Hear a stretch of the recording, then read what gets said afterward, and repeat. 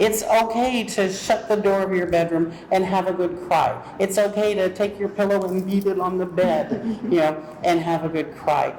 This is not easy. We're not suggesting that this is easy for anyone, but I can only really tell you that if you deal with it, it will get different. Not necessarily easier, but it'll take on a different feeling, and you will have support.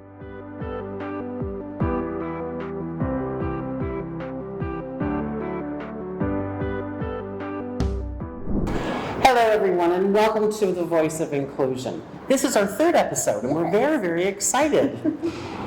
Today we're going to be discussing the journey of diagnosis and the many emotional pitfalls that go along in that journey.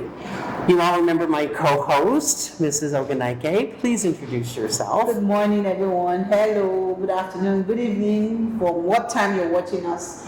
My name is Atunike Ogunike, CEA. I'm the assistant principal here at Amherst House and the school psychologist. Good morning, Dr. Scarlett. Good morning, Mrs. Ogunike. Congratulations on the third episode. This is quite exciting. Congratulations to you too.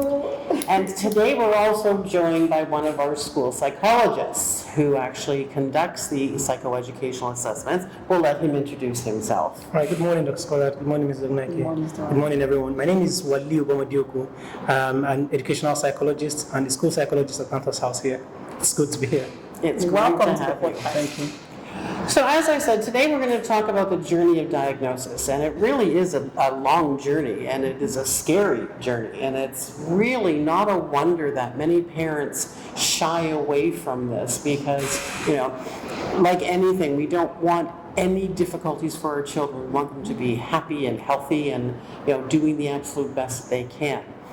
But it's also very important to be able to supply the support for our children that we need. So I like to look at diagnosis or going for psychoeducational assessments or assessments for children as anything else in their growth. So if your child, fell and broke their ankle, you would take them to the doctor. They would do an X-ray. They would do the appropriate treatment for it. A psychoeducational assessment is really no different. It's diagnosing what and how you can help your child become the best version of themselves. So we have two experts in this field, so I'm very, very excited that they're joining us. So Mrs. Ogunike, perhaps you can explain how this works. Okay, thank you, Dr. Scarlett. So I love the fact that you said just like if a child has a physical injury, the child will be taken to the hospital. And even sometimes without the physical injury, you want to do an assessment, an evaluation of what is going on in someone's body. So you want to know what is going on with your child's learning. You want to know how the child is learning. You want to know if there is something that is hindering the child's learning. What do you think, Mr. Wali? Well, I think I might agree with both of you. So for parents, sometimes, when you have children, when the children come around for psychoeducational assessments, it's a whole lot of different aspects of unknown. So they're looking at how do I help my child? My child, he or she is struggling with this kind of difficulty. What could be going wrong? And it's just the main thing that the assessment focuses on, finding out whatever it is that can be done to help that child at that point in time. Thank you. Just like any other type of evaluation. Yes. So today, we have questions that have come up, and we're hoping that when we answer these questions today, we would actually be, answering your questions, and that you'll find answers, basically, to some of the questions on your mind. So, our answers treasure box. All right, so I'm going to go first, and you know how we do it. We're going to take a question, and then we'll talk about it. Okay, so the first question I have here is, where does the journey of an assessment begin? That's an excellent It's a very deep question, because truly it is a journey. It's not just an assessment and that's it. It's a whole journey. So I would say that the journey of an assessment really starts from way back. It could start from the parent, when the parent has noticed something about their child or their children. It can start from when the school has noticed something and they've called the attention of the parents to it. So now, we're part of the Green Spring School, right? Amherst House is the special needs campus of Green Spring School. So in Green Spring School, when an assessment is to start, As school psychologists, we would be invited to come and observe the child in the classroom and see what is going on, to see how the child is able to focus or not, if attention is an issue, if the child is comprehending, if there are behavioral issues or emotional or psychological issues. So from the observation, then that would lead to us referring the child for a psychoeducational assessment. So I would say that is where the journey starts from. And I also would want to say that is actually not where it's starting from. It started from the moment when the teacher started noticing that what is happening here, this child is not completing tasks on time, maybe. Maybe the child's grades are declining. It's possible. Maybe there is something. The child is acting out differently. And maybe the parents have also reached out to the school. Then the school steps in and invites the school psychologist to come and observe the child. Then after that, we refer for an assessment. And then we start the process of an assessment. So the journey of an assessment really starts from way before the main assessment is done. Because when the school psychologist come into the picture, observe the children or the child, as the case may be, and then the child is referred for an assessment. It means that the next step is to speak with the child's parents and inform the parents about what we've observed and why we need to do an assessment. And please, I must state categorically as well that if a child has been referred for an assessment, a lot of times it doesn't necessarily mean that it is because of a specific diagnosis. Sometimes it is either to confirm your own suspicions or the suspicions of the school, or to rule out whatever suspicions there may be. So when the school psychologists come into the picture and we've spoken with the parents and the parents have agreed on the assessments that need to be done, then an assessment will be scheduled. And then the parents will come meet the psychologist, and then we'll have clinical interview, and then we conduct assessments with standardized tools. Take it away, Mr. Wali. I think I just would say it says the journey of assessment, and it's really a journey. For every journey you have preparations before you even go on that journey. There must be a reason why you're going on the journey, and sometimes it even starts way back. As before parents can't actually even remember. So we see that at the point of clinical interview, sometimes parents start to talk about something that happened way back in the past, during at birth, or maybe just after birth, and then we realize that okay, the journey actually began a long time ago. So I do agree with you. It's a journey, and just keeps going on. God knows the destination, really. And I know we're going to say this a million times, and I think we can't even say this enough. The earlier, the better. The minute you notice, the minute a teacher becomes concerned, that is when you must start to act. Because as Mrs. Ogunake said, and Mr. Wali backs up, it may be nothing, but it may also be something. And early intervention, as we've said in all of our podcasts, early intervention is the key to supporting our children, to supporting their learning, and getting them the help that they need. Because your sister's, brother's, niece's, uncle's, wife's, daughter, grandchild had this and they turned out just fine. You don't know.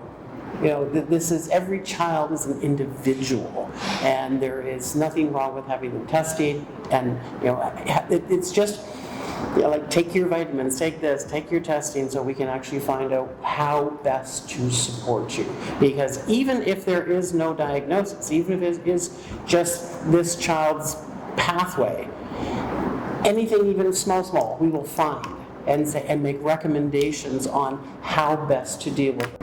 And I think, like you said, it's better to rule it out than to actually leave it hanging there, and then the child grows up and then it becomes more difficult to intervene, really. Yes, its intervention as a child gets older becomes more difficult. Yeah, I can't tell you how many parents have said, "Oh, I wish we had done this earlier. I wish the school had picked this up earlier. I wish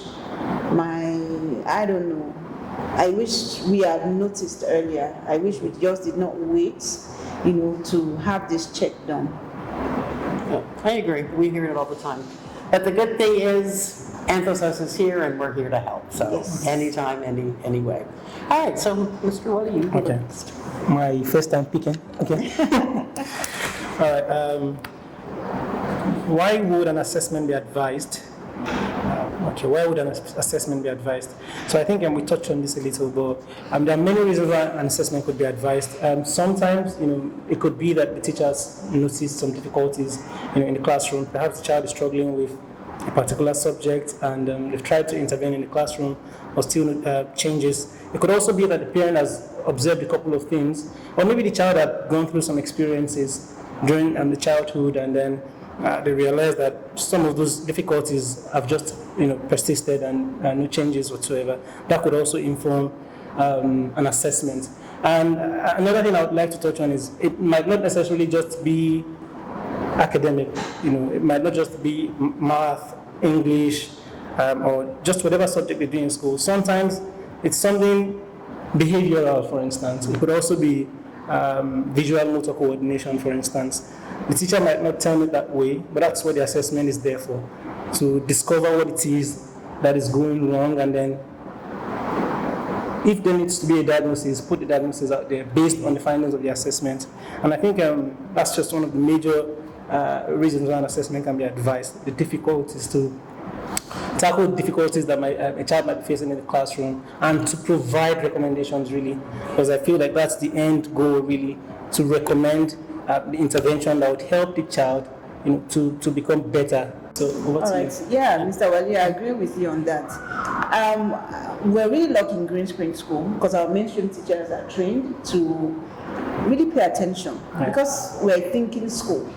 So our teachers are trained to pay attention, and they can, take records of changes happening in the students. A student used to be an A student, and all of a sudden the academic performance starts to decline.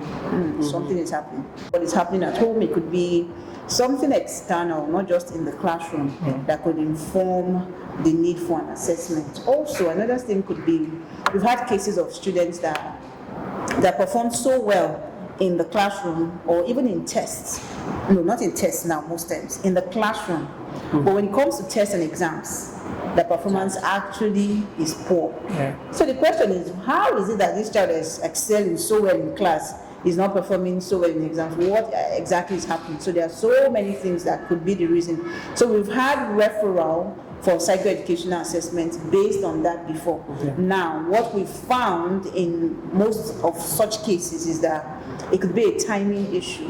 It could be that the child's handwriting speed, because the test of handwriting is one of the tests that we actually conduct during the psychoeducational assessment. The child's handwriting speed may be lower than what is expected of the child's age, and so when during tests and exams, the child is timed to do a test or an exam within 30 minutes, within 1 hour, the child is unable to finish. So that is saying that it's not like the child does not know the answers, but the time is just not enough.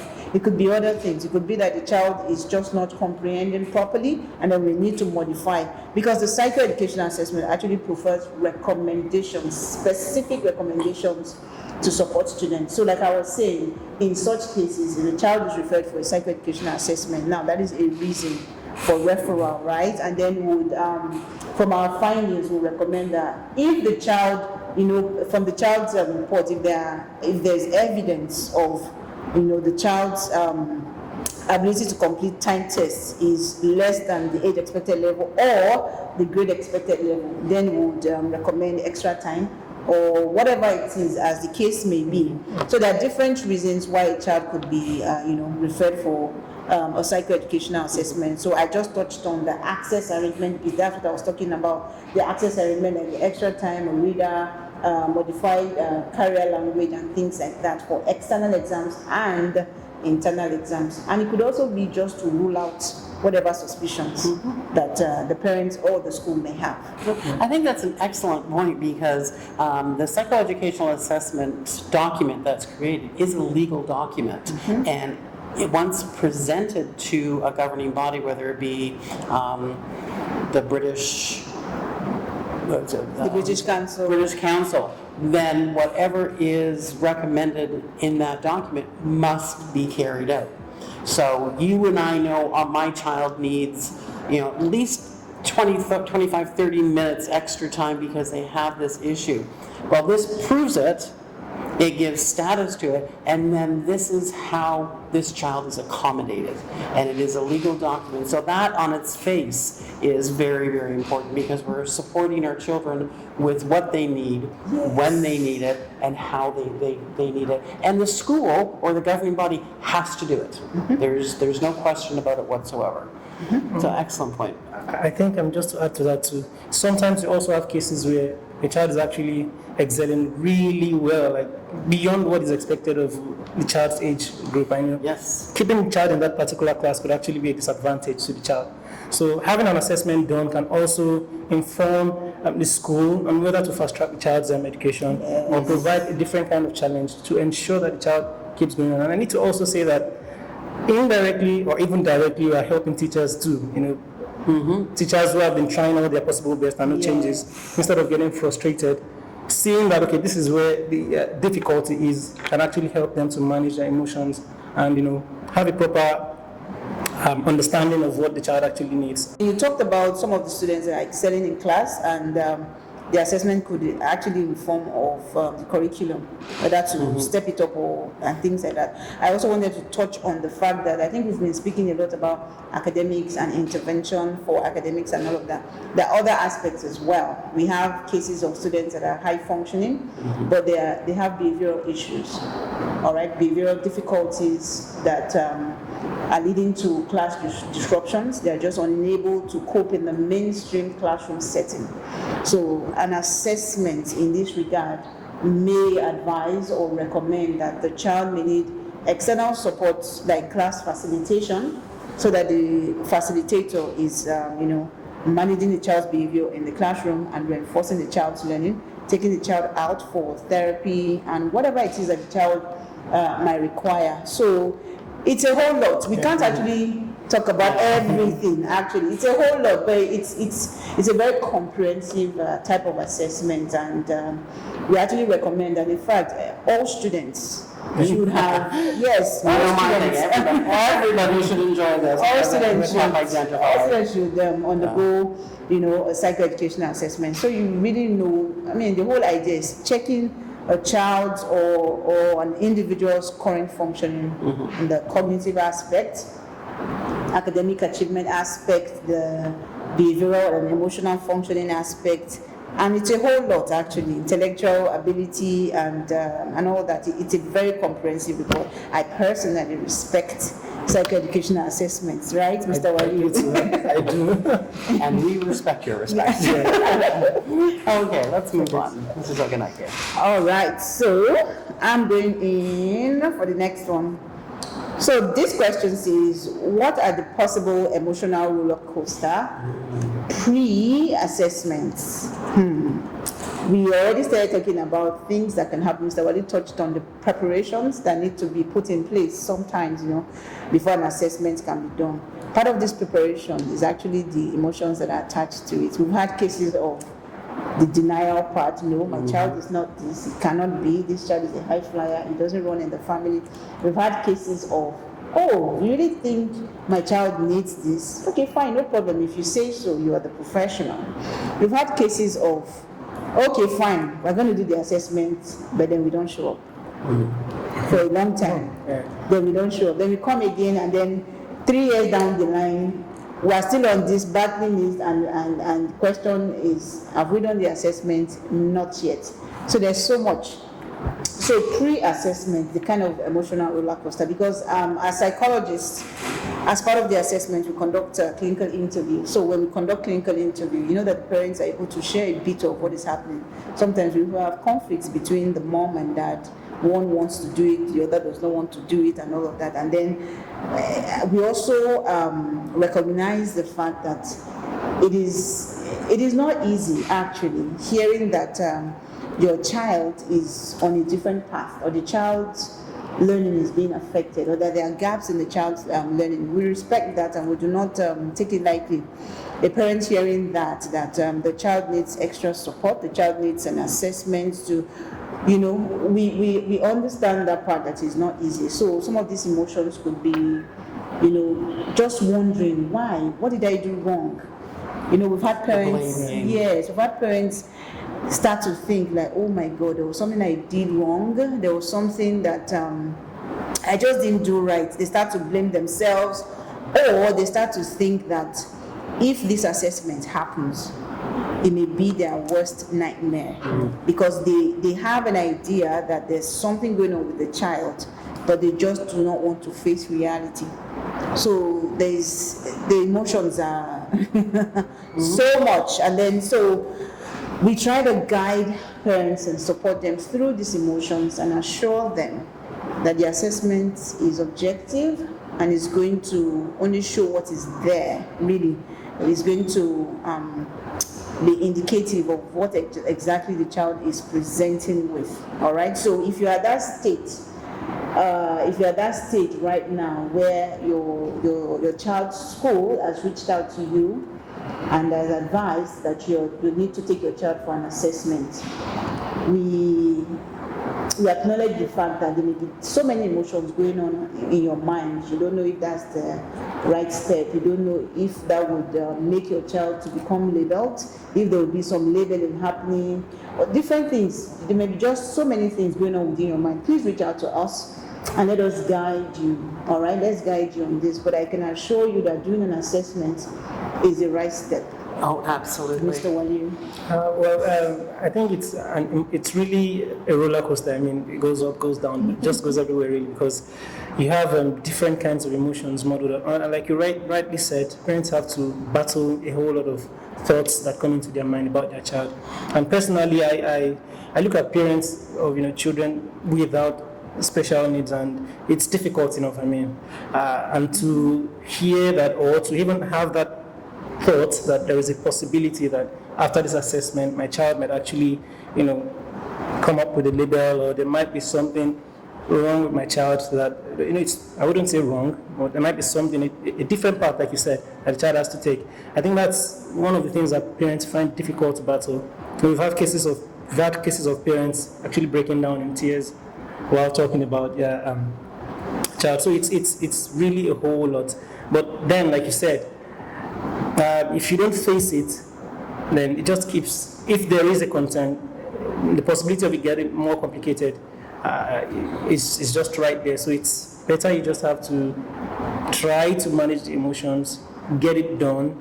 Now you know for a fact if there is a concern or not. And then the journey keeps going on essentially. And that's what we are here for really. Mm-hmm. That's what we do at Anthos House. That's what assessment is for really. I'd like to just add as well that speaking about the emotions, I want you to know, parents out there, caregivers out there, that these emotions, your emotions are valid. Mm-hmm. We are not invalidating your emotions. Absolutely. If you're scared when the school tells you your child needs to do an assessment, or when your medical doctor, because sometimes we get referrals from the hospitals as well, when they tell you to start this journey, your feelings, your emotions are valid. I want to just invite you to share those emotions with us, and I pray that you get psychologists that will listen to you, will actually not invalidate your emotions, but will actually validate them and support you through the process.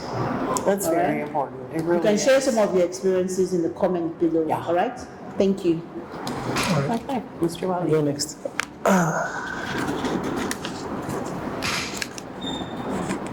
Okay, what about the child who has been referred for an assessment?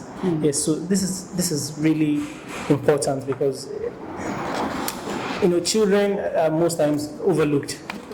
Most times we overlook children because, some say they're not the one paying the fees, all they depend on parents entirely, so sometimes they get sidelined. But the truth is, children actually go through a lot really when it comes to having an assessment done, especially when they have to,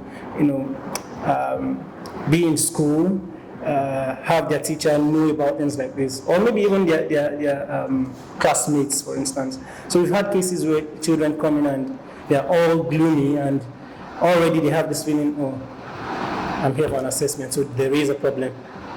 And sometimes some feel like, oh, I'm a disappointment to my parents. But that's not the case. So it means we have to actually consider these children as well and factor their emotions into the process of assessment, the journey itself. It's all about them essentially. well, maybe not totally, we have parents part in it, but it's really about them. And we need to actually, what we do at Anthos House is to speak with the child after speaking with the parents.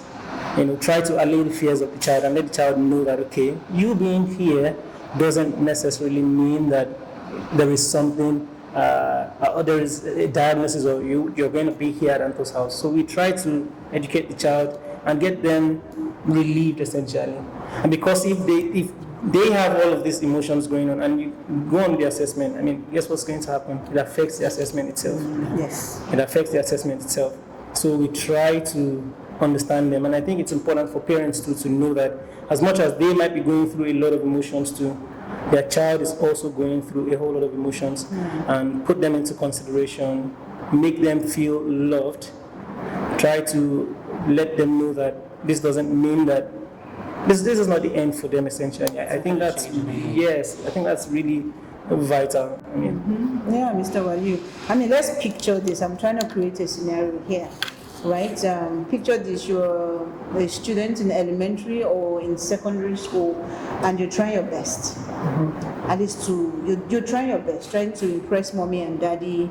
You're dealing with a whole lot as well as a young child. You're dealing with other students because you know how students can be. Yes, we do. And then you start to notice that there's a strange person in your classroom coming to observe you. Your teacher has been, asking questions and saying, oh, what's going on at home? What's going on with mommy and daddy? So there are already questions happening. Questions are being asked. Someone is coming to observe you in the classroom. They are calling for your mommy and daddy to come to school to meet about something. And then when you ask mommy and daddy, what did you talk about? Mommy says, oh, don't worry. I'll tell you later. All right, so the child is already wondering, oh my God, what is happening? And then mommy tells you, okay, we're going to do an assessment. The child is, what is the meaning of an assessment? The child starts to ask questions and all of that. Maybe they've heard before that a child that did an assessment had to be taken out of the class and had to be taken to a different school. And you're wondering, oh my God, am I going to be, am I going to, the level of being normal, is that going to be taken away from me? What is going to happen to me if I have to go for this assessment? You can imagine what the child is going through. And then they come for assessment, come to Anthos House, and then they're interviewing mommy and daddy. And sometimes when we interview the parents without the children, because we want the parents to be free.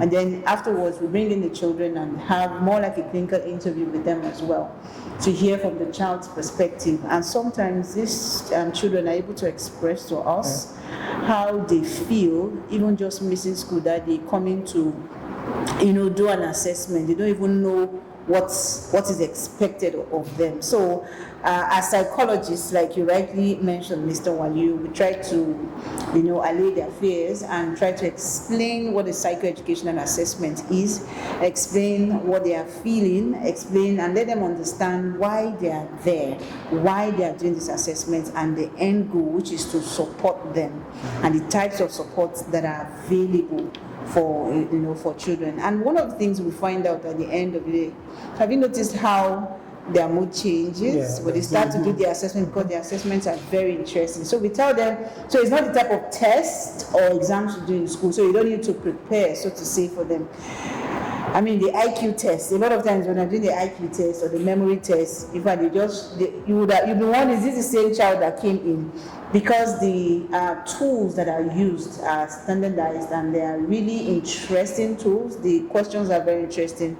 We find that the children eventually open up and then they enjoy the process of the assessment. And one of the things we promise here at Anthos House, what we promise is that we want to give our students or our children that come for assessments a good experience. It is very important for them to come for assessments and enjoy the process and understand that, okay, even if there is a finding that means that I'll need maybe a reinforcement in a subject or a particular intervention, it means that they are just trying to support me. And we also try to explain to them that everyone has their strengths and difficulties. And then we ask the children, what are your strengths? We share our own personal strengths as well. And we share our difficulties and we share areas where we've been supported in the past. And I think sharing those personal stories also help the children to cope. One thing I think we do, yes, it's not a comedy show, but it's always good to have, that let the child feel like Oh, you're yeah. like a friend, really, essentially. Yeah. One of the things we do, that's what we do. The humor is there, the child laughs with you, jokes with you. During those short breaks you have, you relate with the child. Like, I mean, sometimes children come in and then they open their bag, they have a math set, they have a jotter, and I'm like, what else do you have there? Kitchen set or what? Like, no, you don't need all of this. You're here for an What'd you assessment. pack for the weekend? Yeah, exactly. so you try to let them know, okay, this is not, because they have that idea that I'm going to an test exam. or an It's a exam, test, so yeah, they're talking everything. Sit down. And, okay, calm down. It's none of that. And then at the end of maybe a set or maybe just 2 tests, you see that they feel different, and then they're looking at another. They're looking forward for the next thing you're going to present to them, the next administration. So I think it's just a matter of that interaction the assessor has with the child really helps the child to manage their emotions, and sometimes it helps them to realize that there isn't really It's not anything so wrong. scary. Yes, It's not yes, that this should be a normal process, and I Yeah. think that really helps a lot. Yeah. The establishing of rapport child before start before you start to administer. Have you noticed, Mr. Wali, and I'm sure you have, how our students are like after the assessment they're like, can I come back tomorrow? Yeah, I had one invite me for his birthday. Look at that. that. I enjoyed it. Can I come again? Can I be doing my classes here? Because they had a really good time. After the assessments have been done, then we'll move on to the scoring, the analysis, and then the report writing, which takes a while. And then, so what we produce at the end of the day is a very comprehensive report that has the findings of the assessment, and also very importantly the recommendations to the parents and also to the school. Right, Mr. Wade, do you want to touch on that? I think you've done this. It's a really. I think most parents don't realize, or maybe most people generally don't realize that it's actually a really complex process. Really, it's not your child comes in and then it's a 2 + 2 thing, and then the child says 4, and then you just score it. Okay, yes, tell your parents you had an A. It's not. it's not that really, and because we have to tailor every recommendation in the report to that particular child, that makes it something that actually requires a whole lot of patience and a whole lot of research, really. And that's another thing. So the report is a lot, yeah. Your and it's recommendations, good, yeah. the recommendations in the report are not just for the parents on how to work best with your child, it's also for the school as Yeah. well. What sort of things would you tell a school that they should be doing? So, for example, we usually will start with like an intervention plan for the school. So, for example, if a child's learning is way below the child's age expected level, the child's academic achievement is way below, or their behavioral issues, we may be recommending an intervention plan. And an intervention plan can look like maybe the child needs one-to-one intervention, the child needs a smaller classroom, a smaller teacher to student ratio type classroom, the child probably needs class facilitation, the child needs maybe to be pulled out of the class for extra to reinforce, I would say to reinforce whatever has been taught in class. So it could look like that. And then there are also classroom strategies that would be recommended that the teacher can actually implement. So now I want to clarify that the intervention plan, a lot of times that are specifically drawn for the school's learning support department, they will provide that. And then the classroom strategy, because ultimately the child will still belong to a classroom, either it's the mainstream classroom or in a smaller setting. So the teacher taking that child would have to implement those classroom strategies, which could be break down questions, break down instructions into multiple steps. It could be use visuals, use multi-sensory learning approach, not just sticking to one mode of teaching the child. So it could be flexible sitting arrangements, it could be changing the child sitting in the classroom, it could be that the child should have a wiggle seat, it could be so many particular recommendations that are tailored to the child, Mr. Waliu. And I think there's also depending on the age of the child, sometimes we have recommendations for the child. You have older students sometimes, and I think we should mention that our assessments actually cover for ages 4 all the way to 90 sometimes. People don't realize, I wonder, what are you doing with a 90-year-old man, woman in the area? Possible. So depending on the age, sometimes we have recommendations for the individual having the assessment themselves to which they can implement on their own, apart from what the school does or what the parents might have to do as well. So and we have the access arrangement parts to really, like you touched on earlier, which also helps the child outside of the classroom and examination setting. So besides psychoeducational assessments, what other testing can one do for a child when they're too young for a psychoeducational assessment? Right. So we do have developmental assessments, and we actually do that here at Anthos House as well. So developmental assessments are primarily done for children that are actually quite young, younger than 5, and sometimes, depending on the child, they might have to go through some other professionals, multidisciplinary experts as well.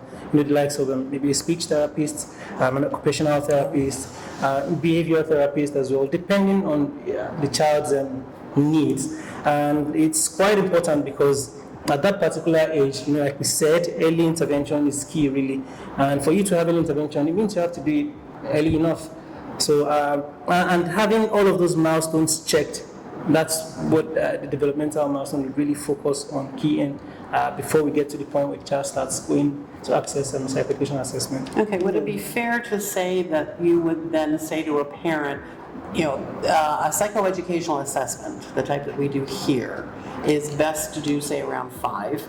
But before that, don't wait until a child is 5. Start talking to your pediatrician, start talking to whomever, and keeping notes, keeping developmental milestones, and come in and see Anthos House, regardless of what age your child is, and we can certainly help you with that journey.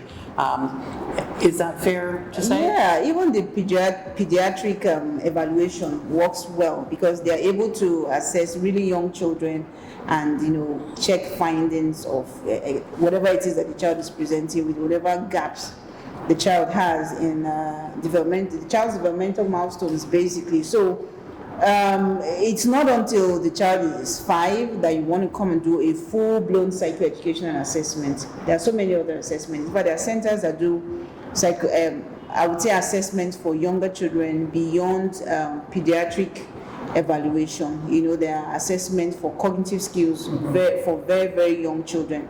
And like Mr. Wali was talking about, at Anthos House as well, we do multidisciplinary developmental assessment where the multidisciplinary team, right, would assess the child based on their own field and see what the child would benefit from. And the whole idea is to be able to, recommend early intervention at the end of the day. Yes, because as we all agree, early intervention is the key. Okay, thank you. All right, so moving on, I have another question here which says, what are the potential challenges that may arise from delaying assessments when recommended? Yes, I think we kind of touched on it a bit earlier on. So the potential challenges that may arise from delaying assessments when recommended. Well, when assessments are done when recommended, it means that you would get answers quickly. And then when you get answers from an assessment, part of the answers will be intervention, right? The interventions that your child will benefit from, which would have been early intervention. But when the assessments are delayed, for some reason, for some people it could be finances. It could be because they just did not have the money to pay for the assessment. For some people, it could be, let's just see where this goes. It could be any reason at all. All right, so in cases like that, when a parent delays, initially when the parent was asked or recommended that, to take the child for an assessment, and that wasn't done, and then you start to more like stall the process. I think it's more like at the end of the day, you're also stalling the progress of, the child, or seeing progress from the child's intervention that could have been provided. So these are some of the potential challenges. So it means that there's a possibility that an issue or a difficulty that could have been resolved earlier on, or at least minimized, would get, I would want to say, would become a bigger problem eventually when the assessments are not done. Because really, a lot of times, it's the assessments that leads to the intervention. It is the assessment that will advise on the professionals that your child will benefit from. Instead of just doing, trial by error, right? So the assessment really just guides you, and like have mentioned before, and I want to just mention again that young children or younger children are more impressionable, right? So the period to see progress would be shorter. But when children are more formed, when they are bigger and more formed, the period to see progress will be extended because they are less impressionable. As we're talking about this, another thing comes to mind, and I do not want to leave the parents out. The parents that would say, Mr. Ogunaike, we started very early. Mm-hmm. We did assessments very early. We did intervention very early. But my child is 18 years old now. The child can't even speak. He used to speak. So there are cases like that, that even when they started very early, regression happened along the line. Maybe intervention was not consistent, and for some people, intervention was consistent. Mm-hmm. Do you understand? Remember, we said, well, the assessment is not necessarily a magic wand that is just going to erase all of the problem, but it tells you what it is. At least if I ask such parents that, okay, at 18, because of the early assessment, early intervention, you already knew what you were dealing with earlier on, and so you were prepared, and so you've been able to navigate your way with your child up onto this moment. All right, we know that there are cases like that, and so it's not every case that would say, okay, early intervention, and then the child just becomes 100%. Sometimes it doesn't happen that way, but it's always advised because it can actually minimize the symptoms. The symptoms may not go completely, but you could actually minimize, and then you can actually streamline the child's education or the child's learning to what it is that the child can do. So, two questions that came up from our viewing audience. What advice would you give to parents who are at the beginning of their journey of navigating child diagnosis or child assessment? Hang in there. It's going to get tough. It's going to be hard. You're going to have days when you just think, oh, I can't do this, but yes, you can. And there are, and it really sort of feeds into this next question, which is, how can parents cope with the overwhelming emotions that accompany a diagnosis? So the pathway to a diagnosis is fraught with a lot of testing, a lot of misunderstanding, a lot of people who have opinions. And a lot of those opinions are not based on fact, are not based on reality. I can only really recommend that you speak to professionals. Go to organizations. There is like the Autism Association, there's a Cerebral Palsy Association, there's all kinds of organizations. Give us a call, give Anthos a call. We can hook you up with parent organizations from pretty much any walk of life.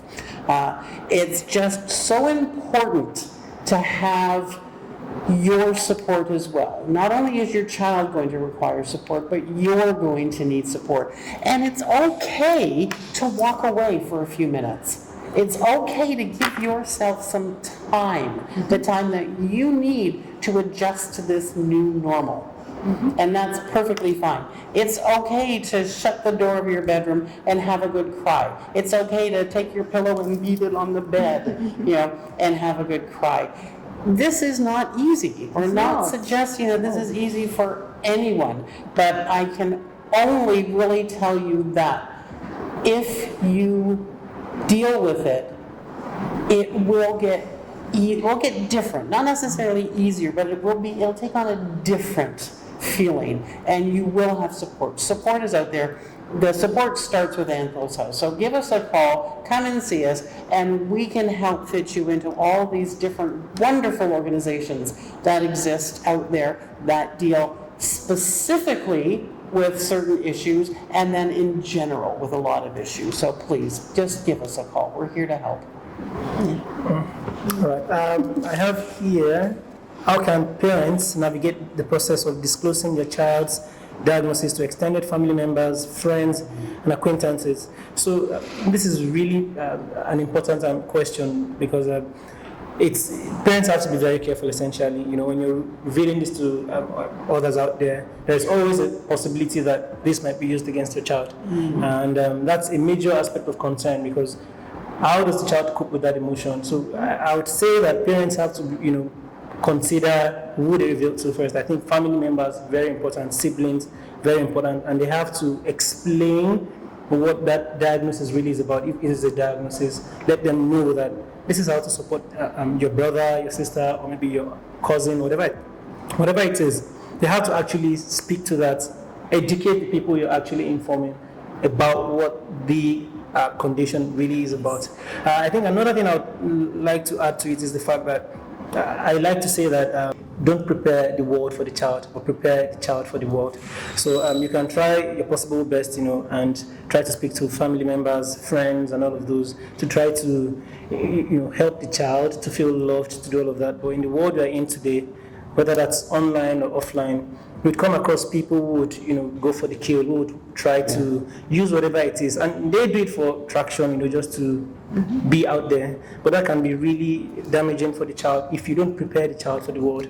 So having your child ready and giving your child the reality of what's going to happen out there can help them to better manage the situations. I mean, the primary goal at the end of the day, you want your child to be independent. So at some point in time in their lives, they have to be alone, they have to handle things on their own. And if you've prepared them for the world, that can help them better manage whatever emotions it is that That's come very across. true. All right, thank you, Mr. Waliu. So that also sounds like protect your child. Really, protect your child. All right, so the final question I have here with me is what support systems are available for parents and families that are navigating the journey of a diagnosis? Dr. Square touched on that already. There are different organizations, the autism community, the Down syndrome community. There are so many communities out there that you may want to, connect with so you can get support. And very importantly as well is other parents of children with special needs. I have seen it. We've seen it anytime we have events here and have the parents of our students come in. It's amazing how they just connect and they can share experiences, and it's beautiful to see. Actually, you see the support from one parent to another, because it's a community, so they have shared experiences and they can talk and share all the good things that are happening in their child's life. It's beautiful. So I would say, if you're a parent with a child with special needs, seek out other parents of children with special needs.